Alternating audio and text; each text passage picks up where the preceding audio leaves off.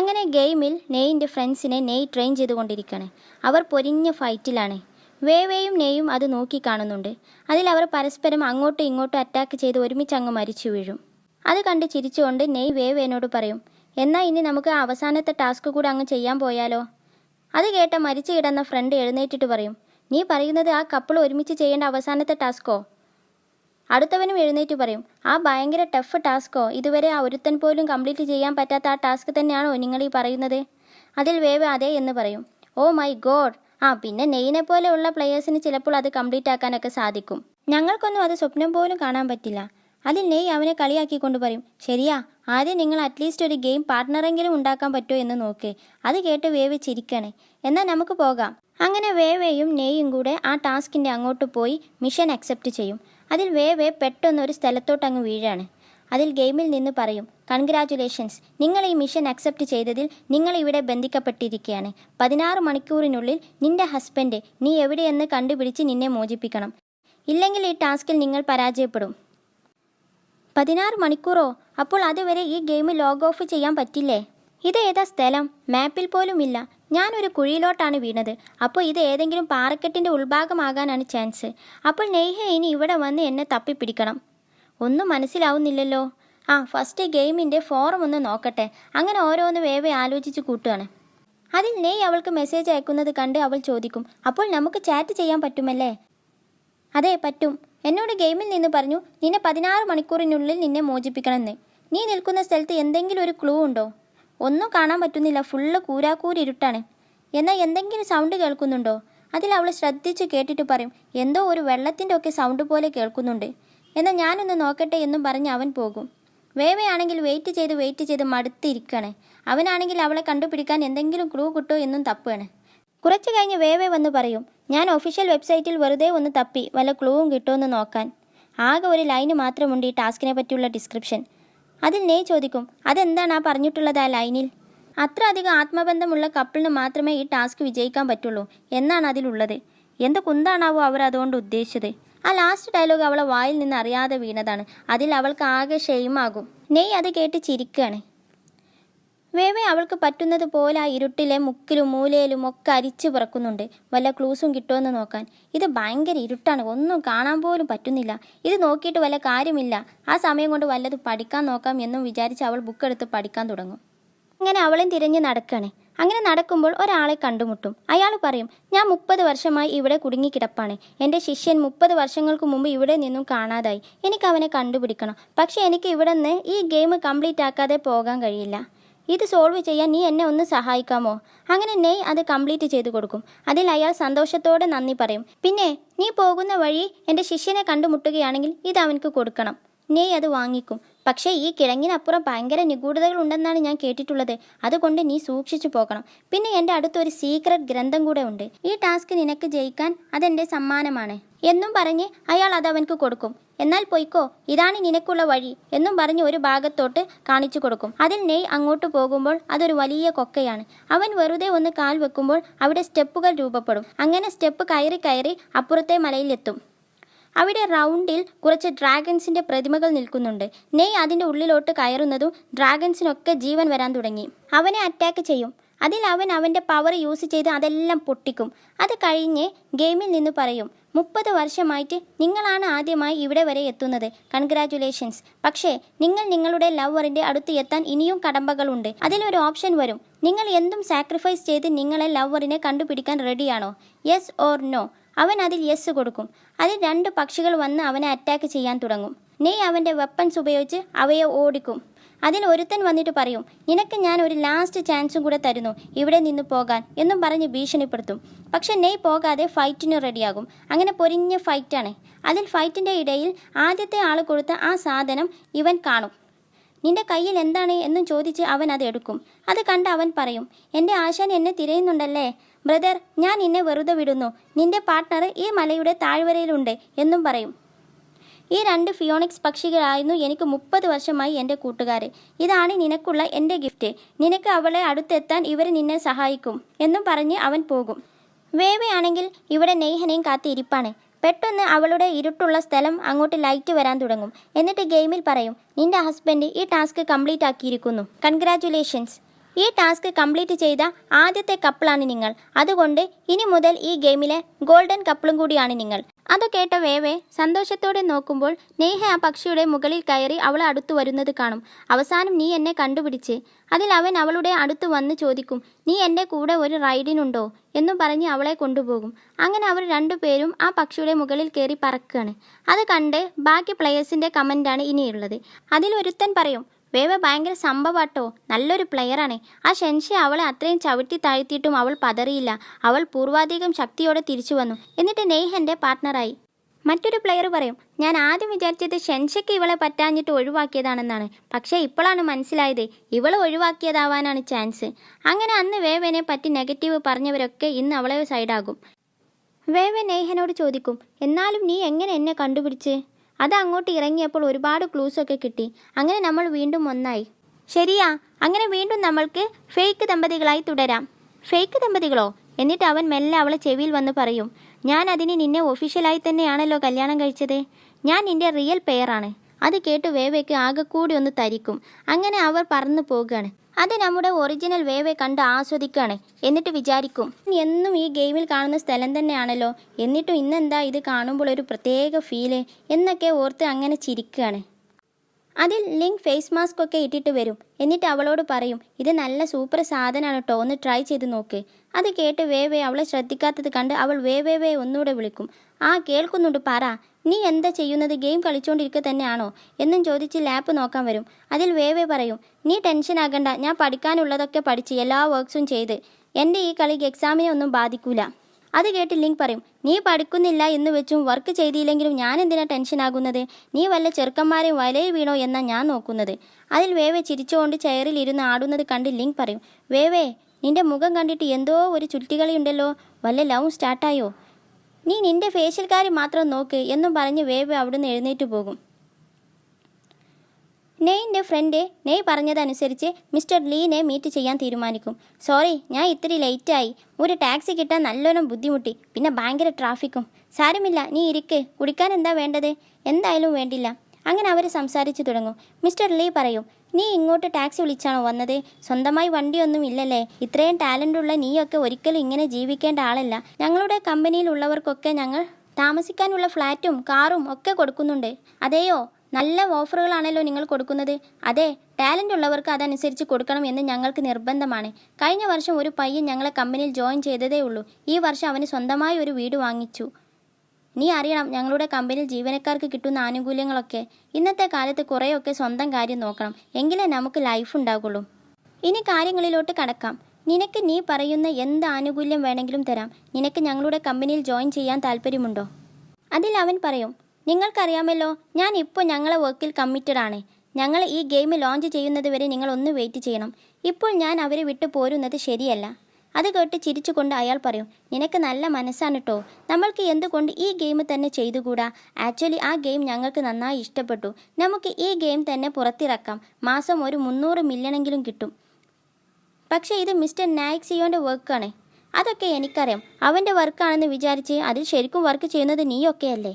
Mister Lee, ഞാനും അവനും ഒരേ കോളേജിൽ, ഒരേ ഹോസ്റ്റലിൽ, ഒരേ റൂമിലുള്ളവരാണ്. അവനും നിന്നെ പോലെ ഉള്ള ഒരു സ്റ്റുഡൻ്റ് ആണെന്ന് നിനക്ക് മനസ്സിലായില്ലേ? എന്നിട്ടും നീ എന്തിനാ അവൻ്റെ നിഴലിൽ നിൽക്കുന്നത്? അവനെ പോലെ കഴിവുള്ള നീ അവസരങ്ങൾ വരുമ്പോൾ അത് മാക്സിമം യൂട്ടിലൈസ് ചെയ്യല്ലേ വേണ്ടത്? അതൊക്കെ പോട്ടെ, ഒരു സ്റ്റുഡൻ്റായ നിനക്ക് 0 എക്സ്പീരിയൻസ് ആണ്. ഈ ഗെയിം സൊസൈറ്റിയിലുള്ള ഒരാളുമായി ഒരു ബന്ധവുമില്ല. എന്നാൽ നീ ഞങ്ങളുടെ കൂടെ കൂടി നോക്ക്, നിന്റെ ലൈഫിൽ അത്ഭുതങ്ങൾ സംഭവിക്കും. എന്നിട്ട് അയാളുടെ ഫോണിൽ ഒരു സംഖ്യ ടൈപ്പ് ചെയ്യും. എന്നിട്ട് അവൻക്ക് കാണിച്ചു കൊടുത്തിട്ട് പറയും, ഇതാണ് നിനക്ക് ഞങ്ങൾ തരാൻ ഉദ്ദേശിക്കുന്ന സാലറി. ആനുകൂല്യങ്ങൾ വേറെയുമുണ്ട്. അതിനു പുറമെ ഈ ഗെയിം ഹിറ്റായാൽ ബോണസും കിട്ടും. നീ ഒന്ന് ശരിക്കും ആലോചിച്ചു നോക്ക്. അവൻ ആ സംഖ്യയെ നോക്കി നിൽക്കുകയാണ്. അടുത്തതായി കാണിക്കുന്നത് മിസ്റ്റർ ലീ ഇരാൻ്റെ അങ്കിളിനെ വിളിച്ചു പറയും, അവൻ ഒന്നുകൂടെ ആലോചിച്ച് തീരുമാനം പറയാമെന്ന് പറഞ്ഞു പോയെന്ന്. അത് കേട്ട് അങ്കിൾ പറയും, നമ്മൾക്ക് വെയിറ്റ് ചെയ്യാൻ സമയമില്ലെന്ന് പറഞ്ഞുകൂടായിരുന്നോ? പിന്നെ കുറച്ച് ദിവസം കഴിഞ്ഞ് അവനെ ഒന്നുകൂടെ പോയി കാണ്. സാലറി ഒന്നുകൂടെ കൂട്ടി ഒരു വലിയ എമൗണ്ട് ആക്ക്. അവരെ ഭിന്നിപ്പിക്കുന്ന കാര്യത്തിൽ നമ്മൾ വിജയിക്കണം. എന്നാലേ നമ്മൾ ഉദ്ദേശിക്കുന്ന പോലെ നടക്കുള്ളൂ. അവൻ ഇങ്ങോട്ട് വന്നാൽ ബാക്കിയുള്ളവരെ കൂടി ഇങ്ങനെ വരുത്തണം. മനസ്സിലായോ? അതെല്ലാം ഇരാൻ കേൾക്കുന്നുണ്ട്. ഇരാനെ കണ്ട അങ്കിൾ പറയും, ഞാൻ നിന്നോട് പല പ്രാവശ്യം പറഞ്ഞിട്ടുള്ളതല്ലേ ഡോറ് മുട്ടിയിട്ട് വരണമെന്ന്. അതിൽ അവൾ ചോദിക്കും, നിങ്ങൾ നെയ്ൻ്റെ ടീമിനെ സ്പ്ലിറ്റ് ചെയ്യാൻ നോക്കിയാണോ അങ്കിൾ? നീ കേട്ടത് കേട്ടു, പക്ഷെ നീ ഇത് ആരോടും പറയരുത്. അങ്കിൾ ഈ ചെയ്യുന്നത് തെറ്റാണ്. തെറ്റോ? നീ ചെറുപ്പമാണ്, നിനക്ക് ഈ ബിസിനസ് കാര്യങ്ങളൊക്കെ എന്തറിയാം?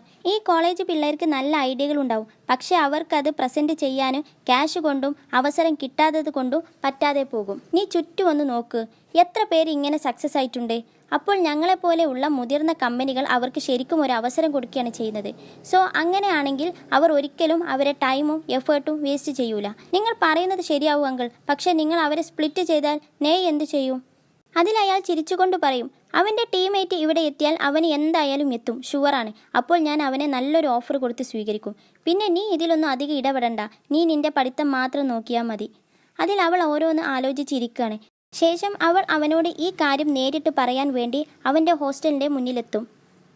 അവനെ കണ്ടതും അവൾ അത് പറയാതെ തിരിച്ചു വരും. അപ്പോഴാണ് അവളെ ഫ്രണ്ട് അവൾക്ക് വിളിക്കുന്നത്. അങ്ങനെ ഫ്രണ്ടിനോട് ഈ കാര്യങ്ങളൊക്കെ അവൾ പറയും. പിന്നെ ഞാൻ അവനെ കാണാൻ പോയി, പക്ഷേ ഇപ്പോഴും എനിക്കത് അവനോട് പറയണോ വേണ്ടയോ എന്ന് അറിയുന്നില്ല. അതിൽ ഫ്രണ്ട് പറയും, ഭാഗ്യം നീ പറയാഞ്ഞത്. അങ്കിൾ അവരെ പിരിക്കാൻ നോക്കുന്നത് പ്ലാൻ നടന്നാലും ഇല്ലെങ്കിലും നിന്റെ അങ്കിൾ ഒരു ദുഷ്ടനാണെന്ന് മനസ്സിലായി. എന്നാൽ ആ കാര്യം നമുക്ക് നമ്മുടെ രീതിയിലൊന്ന് ചിന്തിച്ചുകൂടെ? അങ്കിളിൻ്റെ പ്ലാന് സക്സസ് ആയാൽ നീ ആ കമ്പനിയിൽ വർക്ക് ചെയ്യും നിന്റെ കൂടെ. അപ്പോൾ നിനക്കും ആ കാര്യം കൊണ്ട് ഗുണമല്ലേ ഉള്ളത്? സോ അത് എന്ത് തന്നെ ആയാലും നീ നിന്റെ അങ്കിളിനെ സപ്പോർട്ട് ചെയ്യണം. അതിൽ ഇരാൻ പറയും, നീ പറഞ്ഞതൊക്കെ ശരിയാണ്, പക്ഷേ എന്നും പറഞ്ഞു തുടങ്ങുമ്പോൾ ഫ്രണ്ട് അവൾക്കൊരു ഫോട്ടോ കാണിച്ചു കൊടുക്കും. അന്ന് വേവേൻ്റെ കൂടെ നെയ് ക്ലാസ്സിലിരുന്ന ആ ഫോട്ടോ ആണ് കേട്ടോ അവൾ കാണിച്ചു കൊടുക്കുന്നത്. എന്നിട്ട് ഫ്രണ്ട് പറയും, വേവേക്ക് അവൻ്റെ കൂടെ ഇരിക്കാനുള്ള അവസരങ്ങളൊക്കെ കിട്ടി തുടങ്ങി, നിനക്ക് കിട്ടുന്നില്ല. സോ നമ്മൾ ആ അവസരങ്ങൾ ഉണ്ടാക്കണം. പിന്നെ വേവേൻ്റെ കാര്യം, അവൾ കമ്പ്യൂട്ടർ സ്റ്റുഡൻ്റ് ആയിട്ട് പോലും ആർക്കിയോളജി ക്ലാസ്സിൽ ഇരിക്കുന്നു. എന്തിനു വേണ്ടിയാ? അവനെ കിട്ടാൻ അവൾ മാക്സിമം ട്രൈ ചെയ്യുന്നുണ്ട്. നീ വിചാരിക്കുന്നത് നീ ഒന്നും ചെയ്യാതെ അവൻ നിൻ്റെ അടുത്തോട്ട് വരുമെന്നോ? അതുകൊണ്ട് ഞാൻ പറയുന്നത് കേൾക്ക്. തൽക്കാലം നീ നിനക്ക് വേണ്ടി നിൻ്റെ അങ്കിളിൻ്റെ കൂടെ നിൽക്ക്. അങ്ങനെയാണെങ്കിൽ നിനക്ക് നെയ്നെ കിട്ടും. സമ്മതമാണോ? ഇരാൻ അതെ എന്ന് പറഞ്ഞ് തല കുലുക്കും. ഇവിടെ ഫ്രണ്ട് ആണെങ്കിൽ മിസ്റ്റർ ലീൻ്റെ അടുത്ത് പോയി ഉണ്ടായ സംഭവങ്ങളൊക്കെ നെയ്നോടും ടീമിനോടും വിവരിച്ച് അയാളെ ഇമിറ്റേറ്റ് ചെയ്തുകൊണ്ടിരിക്കുകയാണ്. എന്നിട്ട് അവൻ നെയ്ൻ്റെ അടുത്ത് ഇരുന്നിട്ട് പറയും, അവർ എനിക്ക് ഓഫർ ചെയ്ത സാലറി എത്രയെന്നറിയോ എന്നും പറഞ്ഞ് അവൻ ഫോണിൽ കാണിച്ചു കൊടുക്കും. അത് കണ്ട ഫ്രണ്ടൊക്കെ അത്ഭുതപ്പെട്ടിട്ട് പറയും, ഗെയിം ഹിറ്റായാൽ ബോണസ് വേറെയും. എന്നിട്ട് അവൻ നെയ്നോട് പറയും, ഇപ്പോൾ നിനക്ക് മനസ്സിലായില്ലേ എനിക്ക് നമ്മുടെ കമ്പനിയോടുള്ള ആത്മാർത്ഥത എന്നൊക്കെ സ്വന്തം പൊക്കി പറയുകയാണ്. അങ്ങനെ അവർ സംസാരിച്ചിരിക്കുകയാണ്. എന്നിട്ട് അവൻ തന്നെ ചോദിക്കും, ഇനി നമ്മൾ എന്താ ചെയ്യേണ്ടത്? നീ പറഞ്ഞതനുസരിച്ച് അവരെ പിന്നാലെ വരുത്തി. ഇനി അവരെ കമ്പനിയിൽ ഒരു സ്പൈ ആയി കയറണോ എന്നൊക്കെ അവൻ വെറുതെ പറഞ്ഞുകൊണ്ടിരിക്കും. അത് കേട്ട് ഫ്രണ്ട് പറയും, ഒരു സ്പൈ ആയി കയറാനൊന്നും നിന്റെ IQ ലെവൽ അനുസരിച്ച് പറ്റില്ല. അവർ നമ്മുടെ അടുത്തോട്ട് വല്ല സ്പൈനെയും വിടുവാവോ? സൂക്ഷിക്കണം. അതിൽ നെയ് പറയും, അവർ എന്ത് വഴി നോക്കിയും നമ്മളെ ചാക്കിലാക്കാൻ നല്ല ചാൻസ് ഉണ്ട്. നമ്മുടെ ഫിനാൻഷ്യലായിട്ടുള്ള അവസരങ്ങളെല്ലാം അവർ ബ്ലോക്ക് ചെയ്യാനും ശ്രമിക്കും. അതിൻ്റെ ഇടയിൽ ഫ്രണ്ട് നെയ്ൻ്റെ ലാപ്പിൽ ഒരു സംഗതി കണ്ടിട്ട് അവനോട് ചോദിക്കും, ഇതെന്താ സംഭവം? ഇതാണ് നമ്മുടെ കമ്പനിയുടെ മോഡൽ. ഇൻറ്റീരിയർ ഡിസൈനർ ഇപ്പോൾ അയച്ചു തന്നതാ, എവിടെ നോക്കട്ടെ എന്നും പറഞ്ഞ് ബാക്കി ഫ്രണ്ട്സും കാണാനെത്തി. അതിലൊരു ഫ്രണ്ട് പറയും, അങ്ങനെ നമുക്കും ഒരു സാമ്രാജ്യം റെഡി ആയിക്കൊണ്ടിരിക്കുന്നു. വേറൊരുത്തൻ നെയ്ൻ്റെ കയ്യിലൊക്കെ പിടിച്ചിട്ട് പറയും, എനിക്കൊരേ ഒരു ആഗ്രഹമേ ഉള്ളൂ നെയ്, നീ അത് സാധിപ്പിച്ച് തരണം. നമ്മുടെ കമ്പനിയിൽ ഒരു റിസപ്ഷനിസ്റ്റ്, ഒരേ ഒന്ന് നല്ല സുന്ദരിയായ ഒരു പെണ്ണ്, അത് മാത്രം മതി പ്ലീസ്. നെയ് പറയും, അത് നടക്കില്ല മക്കളെ. അതെന്താ നടക്കാത്തത്? അത് ഞാൻ നമ്മുടെ കമ്പനിയിലോട്ട് ഒരു മാസ്റ്റർ പ്രോഗ്രാമറിനെ വിളിച്ചിട്ടുണ്ട്, നിങ്ങൾക്ക് ഞാൻ പിന്നീട് പരിചയപ്പെടുത്തി തരാം എന്നും പറഞ്ഞ് അവൻ കിച്ചണിലോട്ട് പോകും. അതിൽ ഫ്രണ്ട്സൊക്കെ പിന്നാലെ വന്നിട്ട് പറയും, അത് മാസ്റ്റർ പ്രോഗ്രാമർ അല്ലേ, ഞാൻ പറഞ്ഞത് റിസപ്ഷനിസ്റ്റ് ആണ്. അതിൽ നെയ് പറയും, ആ പ്രോഗ്രാമറിന് ഒരു പ്രത്യേക തരം രോഗമുണ്ട്, ഗൈനോഫോബിക്. അത് കേട്ട ഫ്രണ്ട് ഒന്നും മനസ്സിലാകാതെ, എന്ത് ഫോബിക്ക്? അതെന്തോന്നാ? അതിൽ മറ്റേ ഫ്രണ്ട് അവനെ സമാധാനിപ്പിച്ചുകൊണ്ട് പറയും, അതിനർത്ഥം നമ്മുടെ കമ്പനിയിൽ ഒരു ഫീമെയിൽ സ്റ്റാഫ് പോലും ഉണ്ടാകില്ല എന്ന്. അവൻക്ക് സ്ത്രീകളെ പേടിയാ. അത് കേട്ട് അവൻ കരഞ്ഞുകൊണ്ട്, ഓ ഗോഡ്, ഏതേലും മണ്ടന്മാർക്ക് അങ്ങനത്തെയൊക്കെ രോഗമുണ്ടാവോ എന്നൊക്കെ പറഞ്ഞിരിക്കുകയാണ്. അതിൽ അടുത്ത ഫ്രണ്ട് വന്ന് അവനെ ആശ്വസിപ്പിക്കും. അതൊക്കെ കഴിഞ്ഞ് അവൻ ചോദിക്കും, നീ നേരത്തെ പറഞ്ഞില്ലേ അവർ നമ്മളെ ഫിനാൻഷ്യലായി ബ്ലോക്ക് ചെയ്യുമെന്ന്, അതെന്താ സംഭവം? അവർക്ക് നമ്മളെ വേർപെടുത്തുന്നതിൻ്റെ കൂടെ തന്നെ അവർ നമ്മളെ ഫിനാൻഷ്യലായും ബ്ലോക്ക് ചെയ്യാൻ ചാൻസ് ഉണ്ട്. അതായത് അവർക്ക് ഈ ഗെയിം ഇൻഡസ്ട്രിയിൽ നല്ല പിടിപാടുണ്ട്. അതുകൊണ്ട് അവർക്ക് പെട്ടെന്ന് റൂമേഴ്സ് ഉണ്ടാക്കി പരത്താൻ പറ്റും. നമുക്ക് സ്പോൺസേഴ്സിനെയും ബാക്കി കാര്യങ്ങളൊന്നും മുന്നോട്ട് കൊണ്ടുപോകാൻ നമ്മളെ കൊണ്ട് പറ്റില്ല. നമ്മൾ അന്ന് അവരെ അടുത്ത് പോയില്ലെങ്കിൽ എന്നാൽ ഇന്ന് ഇങ്ങനെ ഒന്നും ഉണ്ടാകൂലെന്നല്ലേ? അത് പറയാൻ പറ്റൂല. നിധിയുള്ള ഒരാളടുത്തല്ലേ കള്ളന്മാർ വരൂ, അത് മാറ്റാൻ പറ്റൂല. പിന്നെ ജെനി ടെക്കിനോട് ഞാൻ ഇതുവരെ നോ പറയാതെ അവരെ വെയിറ്റ് ചെയ്യിക്കുന്നത്. എനിക്ക് അവരെ നല്ലോണം മനസ്സിലാക്കാനുള്ള ടൈം വേണമായിരുന്നു. ആക്ച്വലി എനിക്ക് അവരുടെ കൂടെ ടൈപ്പ് ആകാൻ ഒരു പ്ലാനുമില്ല. ആ ബിസിനസ് മീറ്റിംഗ് തന്നെ അവരെ പറ്റിയൊക്കെ ഒന്ന് അറിയാൻ വേണ്ടിയുള്ള ഒരു പ്ലാനിങ് ആണ്. പിന്നെ ഫെങ്ടൺ ടെക്കിന് പുറത്തുള്ള കമ്പനിയെ എടുക്കണമെന്നുണ്ട്. അവർ നമ്മളിപ്പോൾ കളിക്കുന്ന ഗെയിമിൻ്റെ ന്യൂ വേർഷൻ ഇറക്കുന്നുണ്ട്. ജെനി ടെക്കിനും അതിലൊരു കണ്ണുണ്ട്. മിക്കവാറും അവരാകും നമ്മുടെ മുഖ്യ എതിരാളി. അപ്പോൾ അന്നത്തെ ബിസിനസ് മീറ്റിംഗ് ഒക്കെ ഫേക്ക് ആയിരുന്നല്ലേ? അതെ, എനിക്ക് നമ്മുടെ എതിരാളികളുടെ സ്വഭാവം മനസ്സിലാക്കണമായിരുന്നു, ആൻഡ് അവർ എത്രത്തോളം സ്ട്രോങ് ആണെന്നും. അത് കേട്ട് ഇംപ്രസ്ഡായ ഫ്രണ്ട് ബാക്കി ഫ്രണ്ട്സിനോട് പറയും, നിങ്ങളൊക്കെ ഞാൻ പറയുന്നത് ശ്രദ്ധിച്ച് കേട്ടോ. നമ്മൾ നെയ്നെ അന്ധമായി ഫോളോ ചെയ്യുക, എന്നാൽ നമുക്ക് ഒരു കുഴപ്പവും ഉണ്ടാകില്ല. വി ലവ് യു എന്നൊക്കെ പറയും. പക്ഷെ നെയ്, നിനക്ക് അത്രത്തോളം ഉറപ്പായിരുന്നോ ഞങ്ങൾ ആരും അവരുടെ വലയിൽ വീഴില്ലെന്ന്? നിങ്ങളെ അവർക്ക് വീഴ്ത്താൻ പറ്റുമെങ്കിൽ അതിനർത്ഥം അവർക്ക് എന്നെയും വീഴ്ത്താൻ പറ്റുമെന്നാണ്. അതും കൂടെ കേട്ടപ്പോൾ ഫ്രണ്ട്സിന് മനസ്സ് നിറഞ്ഞു. അടുത്തതായി വേവൻ്റെ ട്യൂഷൻ ടൈമാണ്. ആ പയ്യൻ അവൾ കൊടുത്ത എല്ലാ ക്വസ്റ്റ്യൻസും കറക്റ്റ് ആൻസർ ചെയ്തു കൊടുക്കും. അത് കണ്ട് വേവെ പറയും, എനിക്ക് വിശ്വസിക്കാൻ പറ്റുന്നില്ല നിനക്ക് 12th മാത്സും ചെയ്യാൻ പറ്റുമെന്ന്. ഇപ്പോൾ മനസ്സിലായില്ലേ? എന്നാൽ ഞാൻ ഇനി എൻ്റെ ഒരു ആഗ്രഹം പറയട്ടെ, സാധിപ്പിച്ചു തരുമോ പ്ലീസ്? നിങ്ങൾ ഇന്ന് ലാപ്ടോപ്പൊക്കെ കൊണ്ടുവന്നിട്ടില്ലേ? ആ, ഞാൻ ഇങ്ങോട്ട് വരുന്നതിന് മുമ്പ് ലൈബ്രറിയിൽ പോയി കുറച്ച് വർക്ക്സൊക്കെ കംപ്ലീറ്റ് ചെയ്തു. എന്തേ? എന്നാൽ നിങ്ങൾ ആ ഗെയിം കളിക്കുന്നത് എനിക്കൊന്ന് കാണിച്ചു തരുമോ? അത് പറ്റില്ല, അത് നമ്മൾ ഉണ്ടാക്കിയ റൂൾസിനെതിരാണ്. ഇന്ന് നിനക്ക് ഗെയിമിങ്ങിന് ടൈമില്ല, നീ വേറെ ആഗ്രഹം പറ. അതിൽ അവൻ സങ്കടത്തോടെ പറയും, എന്നാൽ അടുത്ത ആഴ്ചയിലെ ഗെയിമിംഗ് ടൈം ഇപ്പോൾ തന്നാൽ മതി, അന്ന് എനിക്ക് വേണ്ട. അത് കേട്ട് അവൾ പറയും, അടുത്ത ആഴ്ച ഇനി ഓരോന്ന് ചോദിച്ചു വരരുതിട്ടോ. അങ്ങനെ അവൾ കാണിച്ചു കൊടുക്കും. അതിൻ്റെ ഇടയിൽ നെയ്ഹെ മോൺസ്റ്ററിനെ കൊല്ലാൻ വേവേനോട് വരാൻ പറയുന്നത്. ആരാ നെയ്ഹെ? അതെൻ്റെ ഗെയിമിലെ ഫ്രണ്ടാണ്. അങ്ങനെ അവർ മോൺസ്റ്ററിനെ കൊല്ലാണ്. അതിൽ ആ പയ്യൻ ചോദിക്കും, അവിടെ വേറെയും കുറേ ആളുകൾ അതിനെ അറ്റാക്ക് ചെയ്യുന്നുണ്ടല്ലോ. അതിൽ വേവേ പറയും, ആക്ച്വലി ആ വേറെ ആളുകളുടെ ഇരനെയാണ് ഞാൻ തട്ടിയെടുത്ത് കൊല്ലാൻ നോക്കുന്നത്. അങ്ങനെ ചെയ്യുന്നത് തെറ്റല്ലേ? അതേ, തെറ്റാണ്. നീ ഒരിക്കലും അങ്ങനെ ചെയ്യരുതിട്ടോ. പിന്നെ ഞാൻ ഇവിടെ ചെയ്യുന്നത് ഒരിക്കൽ ഞാൻ ചെയ്യാതെ തന്നെ ചെയ്തു എന്നും പറഞ്ഞ് ഇവരെന്നെ അവരുടെ ക്ലാനിൽ നിന്നും പുറത്താക്കിയിരുന്നു. പക്ഷെ അന്ന് ഞാൻ ഒരുപാട് ഇവരെ പറഞ്ഞ് മനസ്സിലാക്കാൻ നോക്കി. അവർക്ക് എന്നെ കുറ്റക്കാരിയാക്കിയാണ് വേണ്ടത്. സോ ഇനി പറ, ഞാൻ ഇത് ഇപ്പോൾ ചെയ്യുന്നതിൽ തെറ്റുണ്ടോ? അത് കേട്ട് ആ പയ്യൻ പറയും, ഒരിക്കലുമില്ല. ഇവളുടെ 100 അല്ല 1000 ഇരനെങ്കിലും തട്ടിയെടുത്തോ. നോക്ക്, അവർ പേടിച്ചോടി. ഇനി മോൺസ്റ്ററിനെ കീഴ്പ്പെടുത്ത്. അങ്ങനെ മോൺസ്റ്ററും ചത്തു വീണ്. അവർക്ക് അതിൽ കിട്ടിയ റിവാർഡ് ഈ ഗെയിമിലെ റയർ മെറ്റീരിയൽ ആയിട്ടുള്ള ഡയമണ്ടാണ്. ഇതൊക്കെ കണ്ട് ആ കുട്ടി പറയും, ഈ ഗെയിം നല്ല രസമുണ്ട്, വല്ലപ്പോഴും ഞാനും കൂടെ കളിച്ചോട്ടെ. ഈ ഗെയിം കളിക്കലാണോ നിൻ്റെ ഡ്രീം? അത് കേട്ട് സങ്കടപ്പെടുന്ന കുട്ടിയോട് വേവേ പറയും, ഓക്കെ ശരി, വല്ലപ്പോഴും മാത്രം കളിച്ചാൽ മതി കേട്ടോ.